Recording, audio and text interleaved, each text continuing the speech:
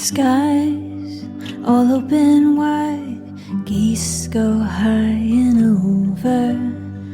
Oh, now you're a beachcomber, a fistful of sandfire, sea, lavender. See you next year.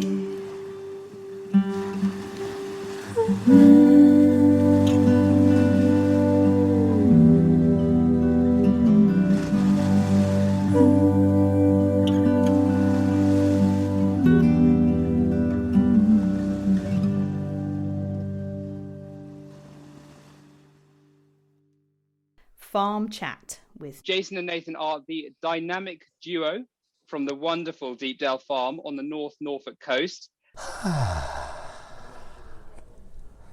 It's strange, you're back. I'm actually back.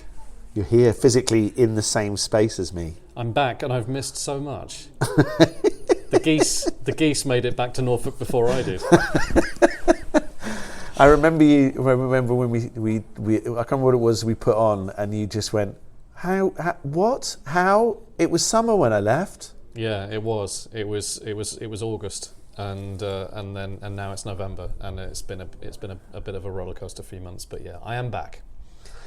So I'm chatting with Nathan. We're sitting in the courtyard. You can probably just about hear the geese in the background. They're making an absolute racket a few minutes ago, but there's so many of them. They're looking amazing when they fly over. Oh, I love the flyovers. Yeah, it was really lovely. Actually, the first morning after I'd got back, about 7 o'clock, there was a huge flyover over the house, and it was. We arranged it. We'd been training them for months. It was very nice, very nice. I did wonder about the smoke trails and the formation that spelt out "Welcome back, Nathan." Yeah, and do you like the sort of the Union Jack as they went past as well? Quite an accomplishment. It's taken a while. Very impressive. Well done. Been a little bit of swearing while we were teaching them. They're not the greatest. They're not as easy to train as a Labrador, I have to say. No. And they're not as interested in biscuits as Labradors. Apparently quite interested in sitting on our fields and munching our nice crop. Yeah, hey. I mean, I forget who it was that described the geese, because we referred to the fact that the geese were all over one of the fields, and somebody called them flying sheep. Yes. Which I thought was brilliant. Yeah. This is a whole new idea I hadn't really thought of. Is basically it would be so much easier. We're talking about getting grazing animals onto the farm. We just need, a flying sheep. We've been lying all this time when people say, "Do you have any livestock?" And actually, we should have been saying, yes, we have a few thousand pinkfoot geese. We've got a few thousand pinkfoot geese, and what was lovely the other day, we were walking around the farm, and there were about 20 or 30 lapwing on one of our fields. Nice. We've got curlew, poodling around the place again at this time of year. It's lovely to have a front row seat. The big problem with geese, though, is you cannot mob graze them where you want them. They will mob graze wherever they want to. And any amount of electric fencing is not going to make any difference. No, this is true. No, we have to adapt the system. Because if you've flown most of the way around the world for a meal, electric fence, nothing. I mean, I'm not interested. Webs. Yeah, exactly. I'm just going to fly straight through it. Yeah. A bit like a munkjack deer, isn't it? Really. Yeah, indeed. Or like Richard from One Stop Nature took a very impressive photo of one of the Chinese water deer on one of the fields, and my goodness, you've seen the teeth on those things. Absolutely terrifying. You would not want to bump into a Chinese water deer. Do you think maybe the black shuck actually wasn't a dog of any shape or form? It was actually a Chinese water deer. That would be amazing, wouldn't it? Yeah. Turns out black shuck was a deer. Just got really talked up.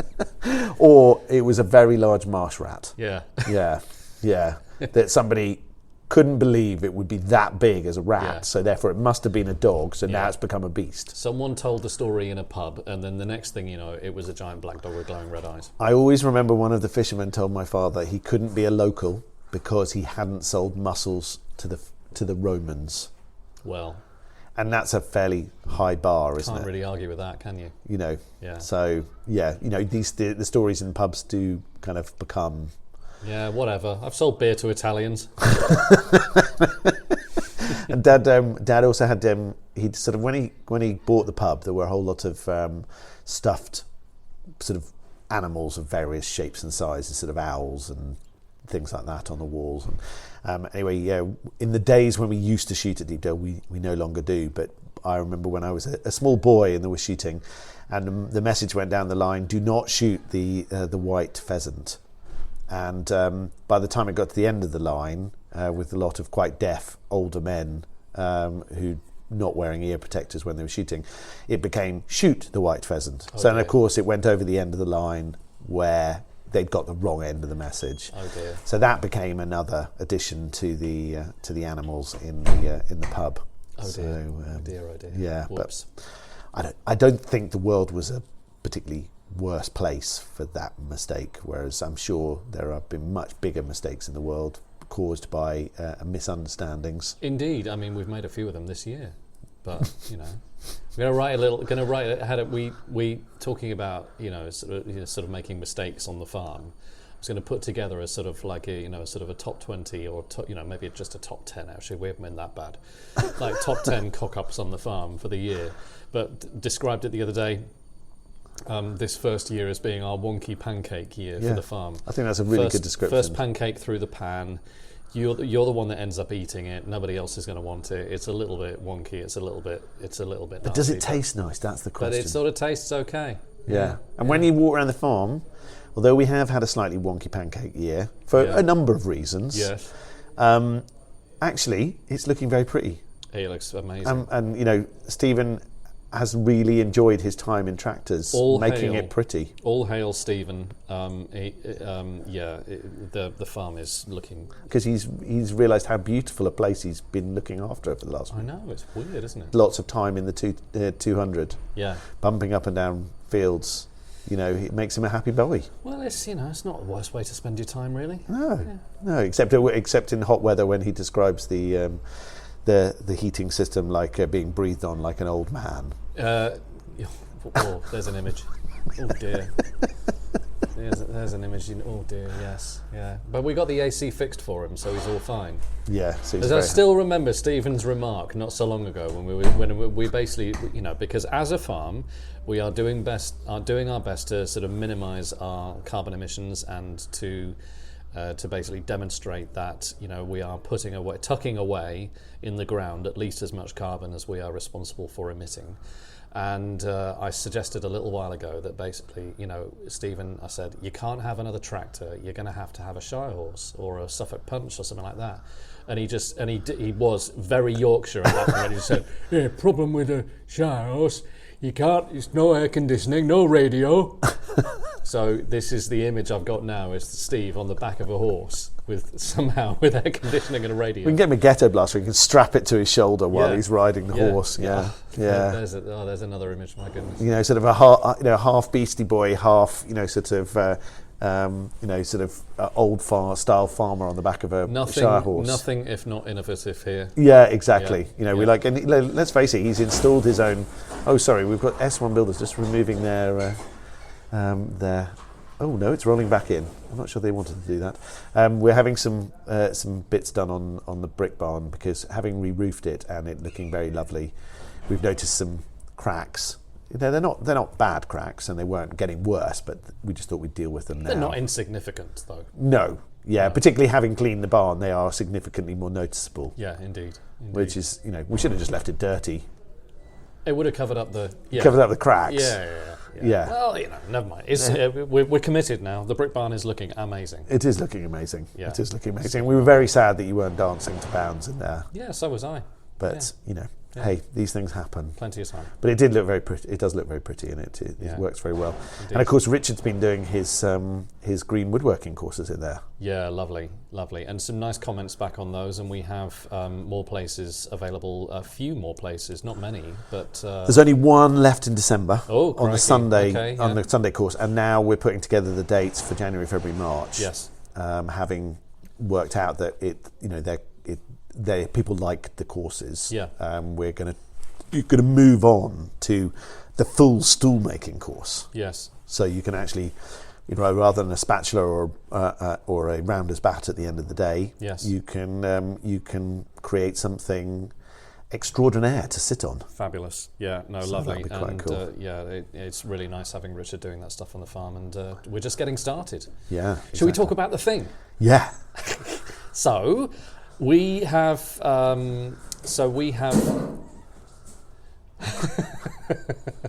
You know that scene in Monty Python and the Holy Grail where they're putting the giant rabbits together in the woods.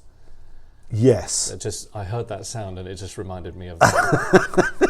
Conjured up a comedy image, distracted me. So anyway, the thing that we've got Richard doing the green woodworking courses, and we now have a little project which we've just sort of basically just had the go-ahead for, so we're just getting going with it.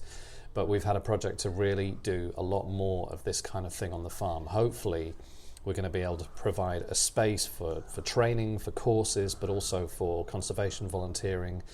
We're getting everything from a cooker to some fire pits and a kettle, and lots of tools and modern fangled electricity. Yes, electricity and various different bits and pieces, so that we can composting toilets. Very indeed. exciting. So that we can run activities on the farm in a very, very beautiful spot that we've got on the farm right next to our woodland. And it's really, really exciting, and we basically have to get cracking with that like right now. Yeah. Because turns out we've actually got quite a lot of work to do. So that's really, really brilliant to have had the go ahead to do that. Yeah, that's very cool. So the idea is that Downs Barn will become a centre of rural activities, rural skills, rural conservation, basically, and lots of stuff happening out of there. So at the moment, Richard's running his courses down here in the main, in the brick barn, which is our main stage for the festival, which we're sort of nicking off tourism at the moment while we do those.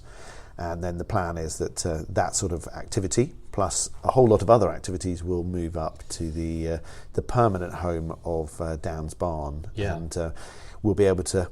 When you come for our Wild Wednesdays that start on the 12th of January and run through January, February, March, when we're doing huge amounts of hedging and tree planting and stuff, and when you come and do other activities with us, that will be where you'll be based. And it's very exciting. Yeah, it'll be lovely. We're going to be able to get a fire lit, get a cup of tea on the go, get people, have people sort of basically have a place to sort of base themselves. And we have got masses and masses of stuff to do around the farm. There's going to be various different ways that people can get involved, but like you said, initially it's going to be, we've got a fair amount of stuff to do with our hedgerows. We will be doing the majority of the work on the hedgerows ourselves, and we bring people in who can basically do that nice and quickly. But part of the joy of doing this is that hedgerow restoration, hedgerow management, the stuff that we're doing, coppicing, laying, gapping up, these are all sort of nice. It's a really nice activity to do as a group.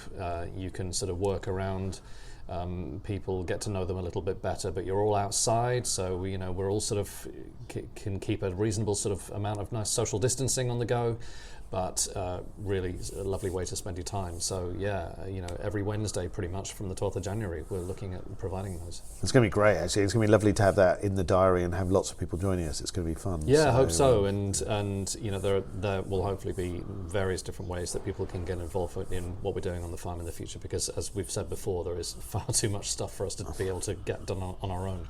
It's great. And so we're sort of been playing with ideas about sort of what to do with our cover crops and whether to grow the rye on over the year, and whether to do spring wheat or winter wheat, and all those sorts of decisions that are sort of, as we learn the soil and as we learn our organic rotation, we're sort of piecing together all of that information on the farm.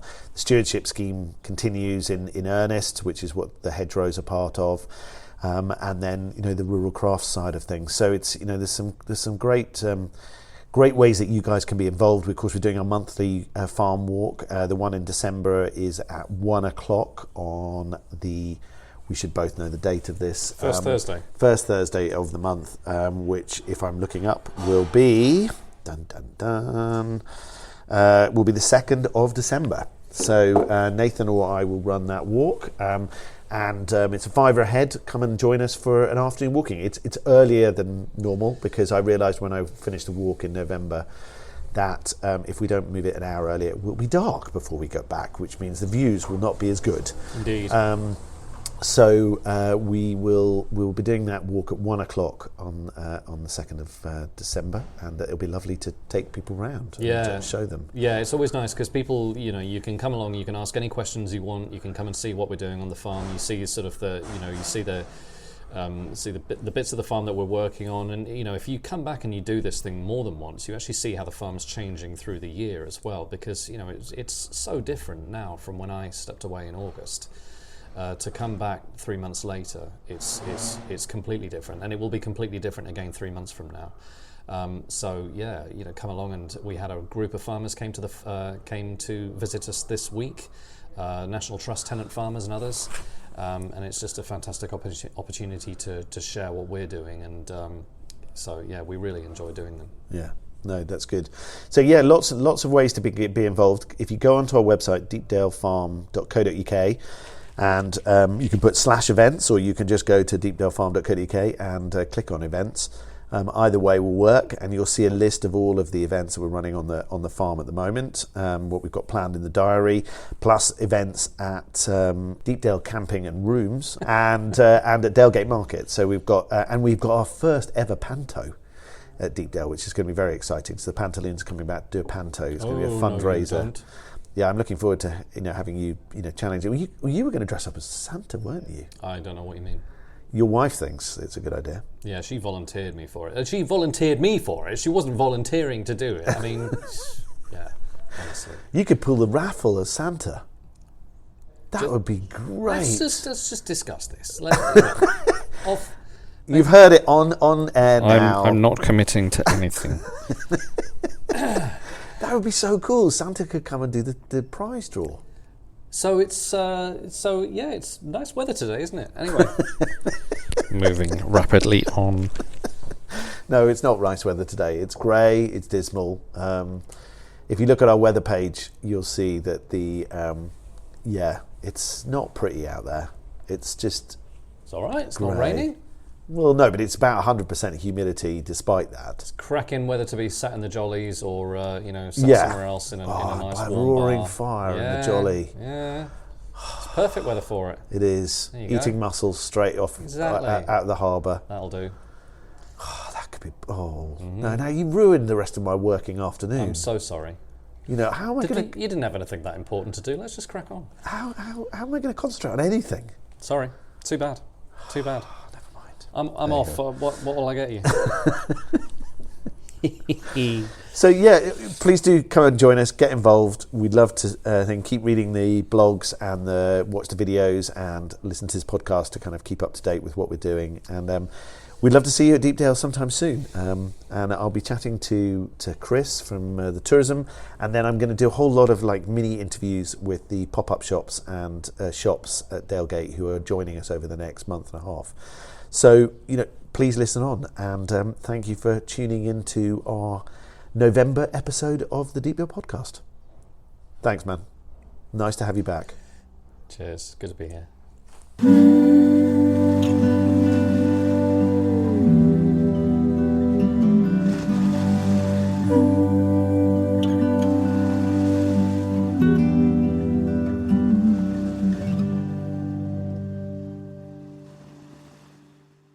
So I'm still in the courtyard, and Nathan has wandered off to the farm office to do whatever it is he's doing this afternoon, and I've been joined by Chris. Hello, man. Hello, on the conveyor belt of chat. Yes, the conveyor belt of chat. Absolutely. And it's not the perfect camping weather, but it's not awful, and people are here and they're enjoying the coast and they're enjoying the amazing displays of geese flying over, and absolutely tremendous. Yeah, it's beautiful, isn't it? Really, absolutely beautiful. So, and how are you? Yeah, I'm good. Thanks. Yeah, I'm good. Yeah, we are getting ourselves set for the winter now. A few adjustments in team numbers. People going off to university and changing their career path, and so we're getting set for the winter with a slightly smaller team, and getting our pitches repaired after the huge amount of use they had through the summer. So that'll all be nice fresh grass for next season. But yeah, apart from that, all good. It's good. And so at the moment, if you come and stay on the campsite, it's a bit of a slightly a jigsaw-y in terms of, we'll find you a nice space, but we just not all the spaces are exactly as they are in the summer due to the fact that we have significant repairs going on. But if you look online and you can't find what you're looking for, then definitely give us a call, because more often than not at this time of year we can find you a space to stay in. And of course you've got our lovely underfloor heated shower blocks to enjoy when you come to stay. So definitely worth coming. And the rooms are here all year round and very much available for you. So we've got a little offer on at the moment. If anyone fancies coming and enjoying the coast, our 3 for 2 midweek offer is back and rolling, and is proving very popular. So you can grab a very nice little bargain at the moment in terms of coming up to stay, and get 3 nights up here for £84 as a couple. That's pretty good value, isn't it? If Really? you can get a better value deal, come and talk to me. But yeah, so it's great, and we've got a nice few people coming along and enjoying that midweek, and that's eligible for any of our rooms. Yeah. So we've got 16 rooms. 12 of them are en suite, and 4 of them are shared facilities. And the 3 for 2 offer is available for any of those, basically staying between Sunday and Thursday. 3 nights between Sunday and Thursday, and you can get your 3 for 2 offer. So it's a very good deal. Yeah, and the Christmas shopping experience at Dalgate has started. Absolutely, yeah. Christmas trees are up, and the pop-up shops are busy, and it's lovely. So we're not doing the Christmas market this year. In case anybody finds it on some random weird website somewhere, please believe us, as we're the organisers. We're not running the Christmas market this year, but we are running Deepdale Christmas Shopping, which is basically a much calmer and much more customer-friendly experience. We have 4 different pop-up shops Tuesday to Thursday, and then we have another 4 pop-up shops that join us Friday to Sunday. All of our main shops are open, and of course the cafe is offering lovely tasty food and drink as well, from their regular hours, 7:30 in the morning till about 4:30, 5 o'clock in the afternoon. So definitely call in and enjoy some nice food and drink, and enjoy some great shopping. So there's plenty to see and shop, and you'll find lots of not on the high street stuff. So definitely worth popping in, and it's a great excuse to come up to the Norfolk Coast, even if you spend an hour with us or a couple of hours. You've got fabulous walking really close by. You've got all the lovely beaches, lots of lovely wildlife to watch, and I think in a second you're probably going to start hearing the geese flying over. I can hear them making murmurs in the background. So they're beginning to head over. So we might not be able to hear ourselves think in a moment. We'll see what happens. But of course, this year we have the Deepdale Panto, the first Deepdale Panto. Are you sure? Yeah, and Chris is not Widow Twanky. He asked, and we said no. And to be fair, actually, Sheila said, "Please don't ask him," because he'll desperately want to.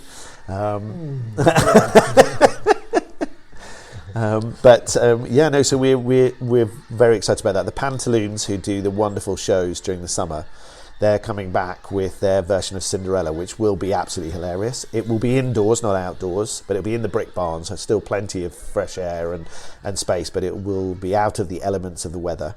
And it should be a brilliant evening. We're going to use that as our fundraising evening for St Martin's Housing and for the People's Picnic, to raise money for them, which we normally raise money for from the Christmas sort of cafe that we run in during the Christmas market, but that's not happening this year. So instead we're doing this evening, and we're going to be writing to a lot of local businesses and getting some really nice raffle prizes. So there'll be a raffle, there'll be the tickets to come in, and there'll be hopefully a bit of a bake sale from some of the team as well. So there'll be refreshments to enjoy, all in aid of homeless helping charities in Norfolk. So we'd love you to come along. Accommodation is available for that weekend, so if you fancy making a weekend of it. Booking fast, is it? There's not too many rooms left. Okay, so it's obviously drawing in some visitors, so that's great. Absolutely, yeah. There's only, I think, 3 or 4 rooms left. Wow. So fantastic. So that's really good. So it should be really good fun. Anybody who's seen a Pantaloon show knows that how much fun they are, and I'm sure they will do Cinderella full Panto style, I would guess. I think it's going to be very funny. And it should be really good fun. So come along and come and join us. Anything else happening this winter? We've got some more woodworking courses, green woodworking courses with Richard happening. Yeah. Our Wild Wednesdays are beginning on the 12th of January. So we'll be doing hedging and tree planting all the way through January, February and March, with anybody who fancy coming and joining us for those conservation volunteer events. Pop-up shops are running right up until pretty much Christmas Eve. Oh, and the 23rd of December, we're doing a lovely Carols Undercover. So just outside the pop-up shops, just outside Fat Face and Gone Crabbing, people will gather, and if it's nice, we'll spread out onto the grass, and if it's not nice, we'll sort of spread out along the walkway. But basically, it's come along and join the St Mary's Church and the Dalegate Market team, and no doubt some of the Deepdale crew for a bit of carol singing under the Christmas lights of Dalegate Market. So it should be a really fun evening. A bit of a bucket shaker for a couple of local charities. The King's Lynn Winter Night Shelter is the one that they're raising funds for that one. And come and join us. It's free to come along, and it won't be hours and hours of carol singing. It'll just be sort of some jolly fun, and you never know, we might get some Christmas weather to go with it. Who knows? You never know. And the shops and cafe will be open, so you can kind of do some Christmas shopping, sing some carols, and then head off home. So that'll be really lovely. Or to a local pub for a meal. Who knows? So Super. So what else do you think? Is there any other major works planned for this winter, or is it going to be a sort of do the grass repairs and just catch up with ourselves? Yeah, I think it's just going to be that really. We may well put a few more of our new hammock pitch poles in. Yeah. Down the bottom of Beechdale. They were used this year, not hugely, but they got off the ground in more ways than one. And, so we're going to keep trundling along with that, I think. And apart from that, just keep everything growing, keep renewing the grass. Probably have to renew a few bits of infrastructure along the way, the odd tap here and there. But apart from that, taking bookings for next year, and we're already taking bookings for next year. So if you have got a favourite pitch, best not to wait too much longer. Because we're definitely booking up faster for next year than we have before. In the past, it definitely seems to be looking that way. So looking forward to next year. And the posh camping with Jen and Mark with the margins extending the season this year. So we're running it right from Easter right through till into October. Completely reseeding those pitches, in full at the top there, and just improving the surface for the tents to go on. So there's a bit of work up there. For those. But that's going to be great because people will be able to posh camp, from Easter onwards, which will be fantastic. So that's going to be a lovely addition. Yeah, absolutely. Yeah, that would be great. Yeah, that's cool. Excellent, man. Well, really lovely to chat with you. Yeah. And of course, you're prepping your best music of 2021, aren't you? Ready for next month's podcast, which will be very cool. Yeah. We're going to make that an annual tradition of Chris kind of giving us a roundup of what is simply a beautiful selection of amazing music, which Chris has both discovered and loves. We'll probably review as well some of the festival highlights at the same time, and artists that have got music out that wasn't brand new, because a lot of them were touring stuff that either came out just before COVID or stuff they produced before that came out during the. So we'll see. There's some good stuff to talk about. No, it's great. Excellent, man. Nice to chat with you, and we will. I look forward to next month's review of great music. Yeah, speak to you soon. Cheers, man. Thank you. Cheers.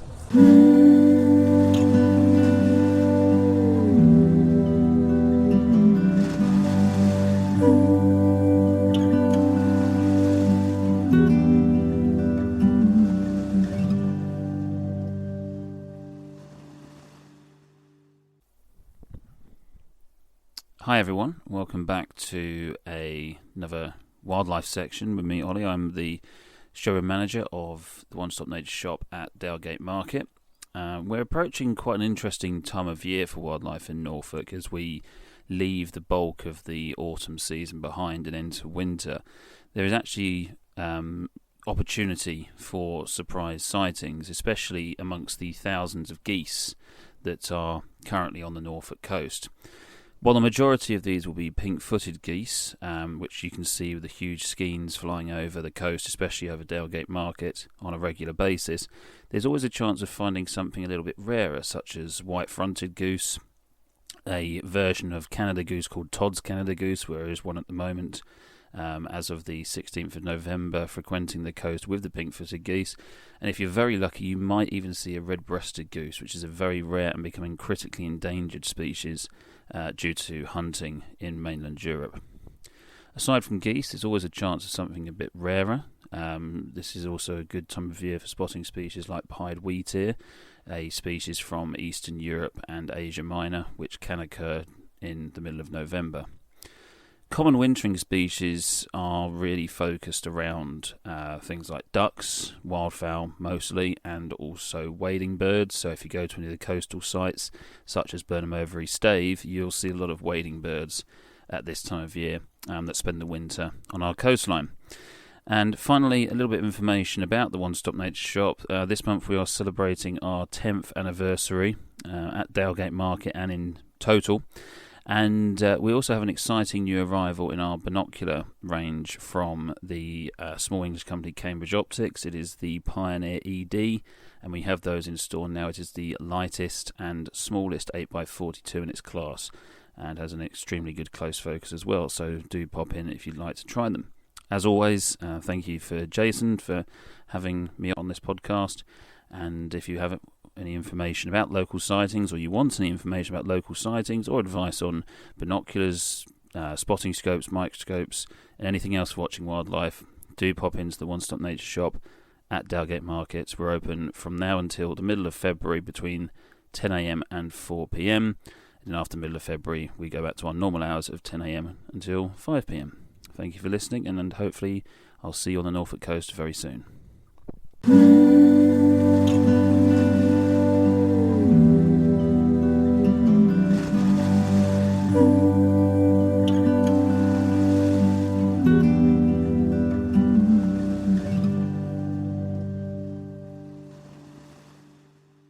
I'm having a chat with a whole bunch of different people who are coming into the pop-up shops over November and December. We're doing Deepdale Christmas shopping, and it's something a bit different for us. Rather than the big Christmas market, we're having pop-up shops from Tuesday to Thursday, and then Friday to Sunday, all the way through November and December. And I'm chatting to Angela, who is one of our pop-up shops. And hi, Angela, how are you doing? Hi, thank you very much for inviting me on. So I'm Angela Humphreys Designs. I'm a jewellery designer, and I make jewellery from my home studio in Blowfield, which is in to the east of Norwich. Excellent. And how did you hear about Deepdale? How did you kind of get involved with Dalgate? Well, I've been coming to Deepdale actually to stay at the hostel and so on for years and years, but I found your pop-ups back in 2019, and I've been coming here since. I really love having a pop-up at Dalgate Market. I really love meeting all the different holiday makers and some of the locals, and I like being in a beach hut. I think it's a really nice vibe for a market, and gives me the opportunity to have my own little shop for a week as well, or for a weekend. So I really enjoy dressing it up and being able to decorate it and and have it as my own little shop, basically. And what inspires you with your jewelry? What's the inspiration? Is it the nature, or what is it that grabs you? Yeah, so I've been silversmithing a long time now, since 2006, but I'd say it's only really recently that I've really started to be more inspired by Norfolk and by the countryside, particularly in Norfolk. So I do a few different collections of jewellery, and I think definitely my most popular one in North Norfolk is the sort of coastal and seashore collection, using lots of blue vitreous enamel. That's ground glass vitreous enamel, which I kiln fire, and I do that onto silver, onto sterling silver or fine silver, or onto copper. And you can get really beautiful colours, and you blend enamels to get all the different colours of the sea. And I try and capture foam on the sea, and really capture that feeling that you get when you're looking out at sea on the North Norfolk coast. So I find that jewellery is really popular. People like to take home from holiday a piece of that with them. If they've been here, imagine walking on, I don't know, Holcombe Beach or at Wells on the beach there. They like to be able to have that as a memory, and then they can wear it. So yeah, that tends to be my most popular jewellery. Fantastic. Yeah. And so when can people find you at Dalegate this festive season? So I'm there 2 long weekends. So I'll be there Friday the 10th of December. So 10th, 11th, 12th that weekend. Friday the 17th of December. So 2 long weekends there. So perfect Fantastic. for Christmas shopping. Yeah, absolutely. And the cafe's open, and the other shops are open, and there'll be 3 other pop-up shops with you. So it'll be a really lovely time to come and visit us. And of course, you can build it into a walk on the coast and get inspiration for your jewelry. So it works perfectly. Yeah, definitely. Yeah, brilliant. Well, thank you so much, Angela. Nice to chat to you, and we look forward to seeing you in the pop-up shops on the 10th of December. That'd be fantastic. Thank you very much. Looking forward to being there.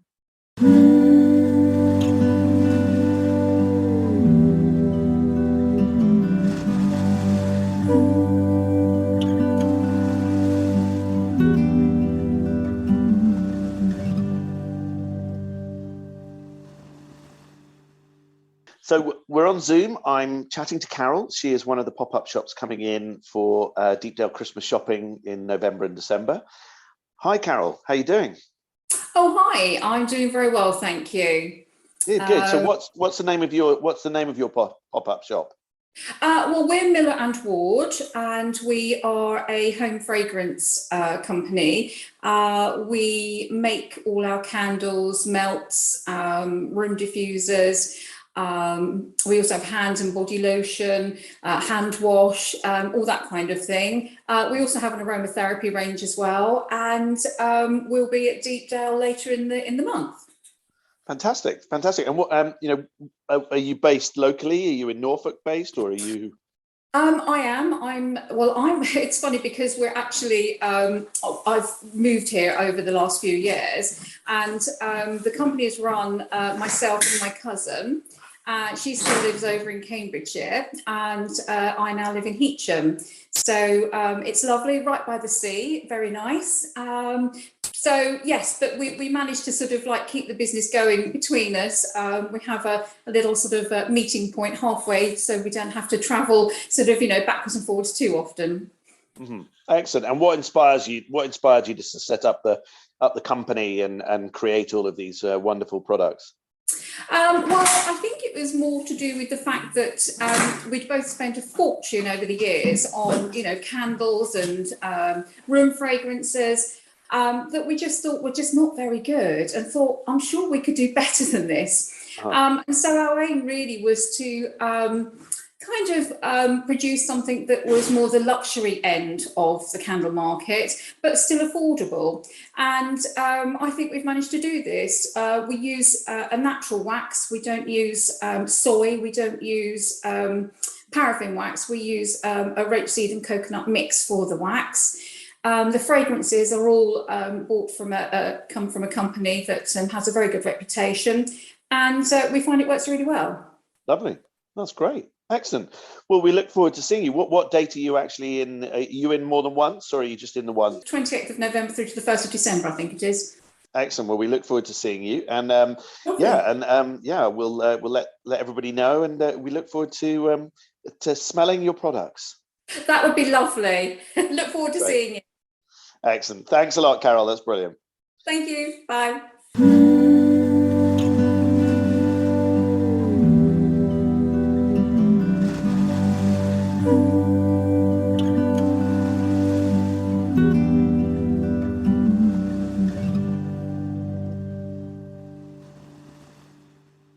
I'm chatting with Hannah, who is coming into our pop-up shops this winter as part of our Deepdale Christmas shopping. She's going to just tell us a bit more about what she does and what the business is. So, hi, Hannah. Thanks for joining us on Deepdale Podcast. Hi, thanks for having me. So, yeah, I'm Hannah. I'm from Bermuda. I just moved here to the UK in March with the family. Welcome. My mom and stepdad my stepdad's from Holt originally. And he bought an olive farm. Him and my mom bought an olive farm 21 years ago in Greece. So they have an olive farm in the South Peloponnese, about an hour south of Kalamata on the mainland of Greece, with about just over 2,000 trees. And so they returned back to England, living in Holt for the last 9 years. And during this time, they brought their olives and olive oil and gifted it to friends and family who loved it, and they wanted more. So on the premise of that, the oil tree was born, and they partnered with a Greek partner, Natasha, who deals with the day-to-day running in Greece. And so we have the oil tree, where we provide extra virgin olive oil, Kalamata black olives, Haldiki green olives, green and black tapenade, Greek honey, balsamic vinegar, mountain tea. And Natasha has gone into the cosmetic sides, and she has created a line of extra virgin olive oil cosmetics for your face. So body creams, face creams, body oils, and soap. Fantastic. Sounds great. Sounds delicious. And much of it sounds delicious. Not necessarily the face creams, but the edible parts sound lovely. So that's great. Well, they're all organic, so in theory, you can eat that as well. Excellent. Not designed for it, but it might be good on toast. Who knows? Yes. Yeah, absolutely. And how did you discover the pop-up shops at Dalegate Market? I was online just looking at various options to expand, because my parents really haven't had an opportunity to give this 100% attention, and especially with 2020 behind us. So I just got online and had a look around, and I thought that this would be a great opportunity to showcase our products. Yeah. No, fantastic. It's great to have you. And when are you in the pop-up shops? In the pop-up, we are there Monday, the 29th of November until Thursday, the 2nd of December. Great. And then we are there for the week of Christmas, so the 21st to the 23rd of December as well. Excellent. And that means you're going to coincide on your last evening. We're going to have carols out the front of Dalegate Market. So St Mary's Church and the Dalegate Market team and stuff, we're going to do carols at about 3:00 in the afternoon. We thought that would be a nice addition to just pre-Christmas, do a little fundraiser for the King's Lynn Winter Night Shelter. So that should be quite fun. Oh, fantastic. Yes, we'll definitely be happy to join with that. Great. Well, there'll be carol sheets for anybody who fancies joining in. So that should be good fun. So that'll be great. Maybe my stepdad, Jerry. I can't sing, but maybe Jerry. I'll sign him up for that. Excellent. Well, really nice to speak to you, Hannah. Thank you. And we really look forward to having you in our pop-up shops. And we, I'm sure lots of people will thoroughly enjoy exploring your range of products. That'd be fantastic. Yes, we're very excited to be there. We'll have some Christmas gift baskets with the olive oil products and with the cosmetic products, as well as just buying them as is as well. So we look forward to being there and meeting everybody.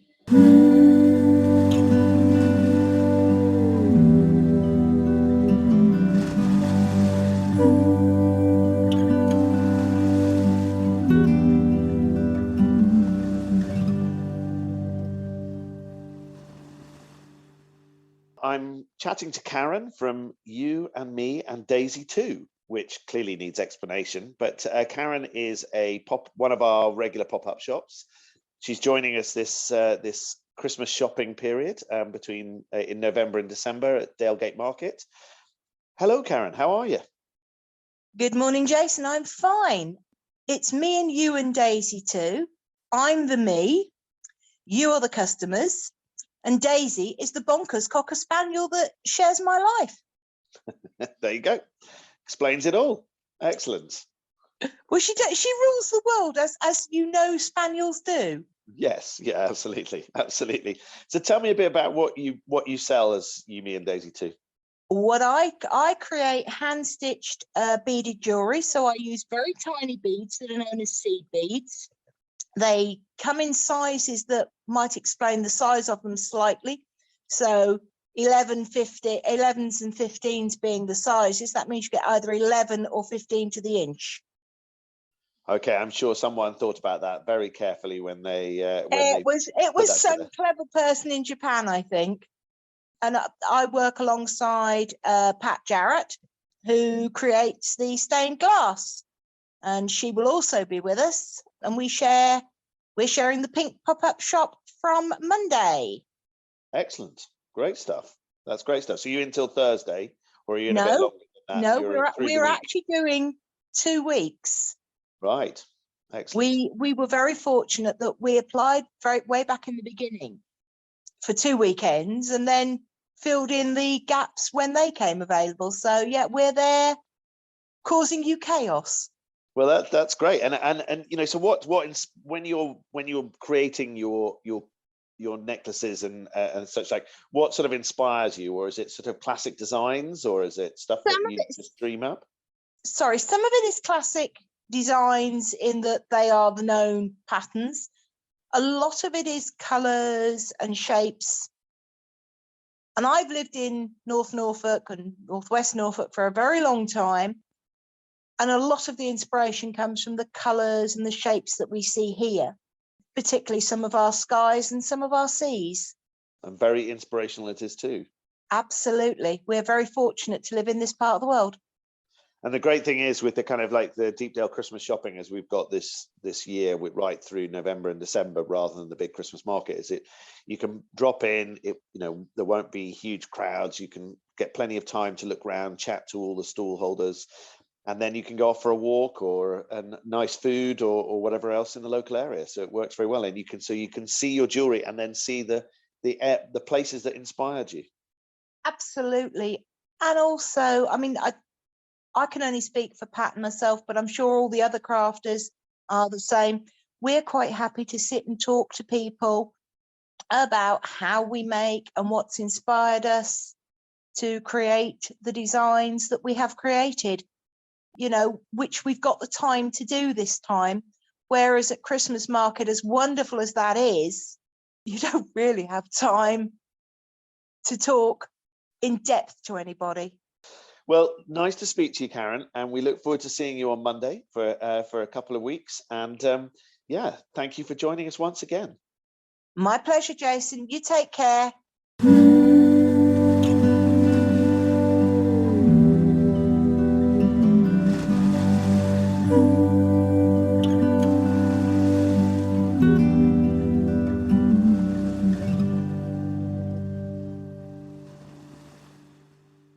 You're about to hear 3 different soundscapes. The first 2, thank you very much, are Hans Vandenberg, who sent us them, wondering if we wanted to include them in the podcast.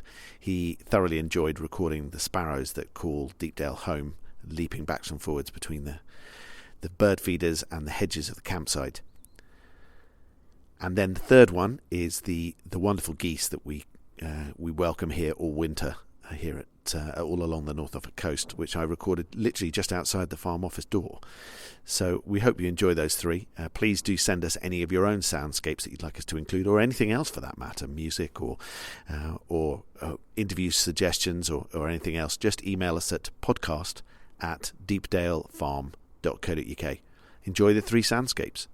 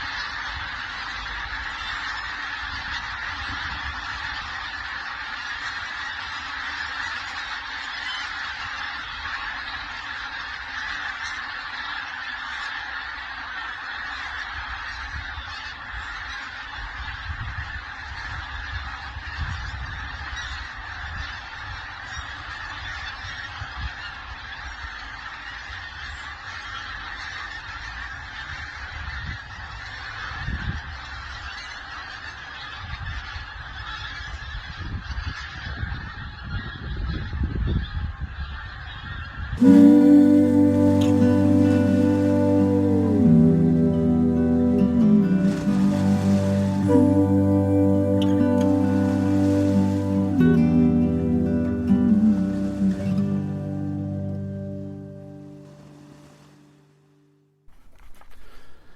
thank you for listening to the Deepdale Podcast. It's really great to have your listening ears.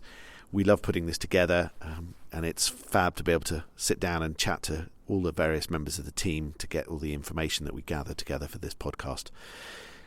Please do subscribe. Please do tell your friends. And if you really enjoy what you're listening to, then please do leave us a review. You should be able to find us for subscription purposes on any decent podcast directory, Apple, Google, Castbox, which hosts us, and many others. Really hope you enjoy it. Keep listening, and please do send your suggestions to podcast@deepdalefarm.co.uk. Thank you.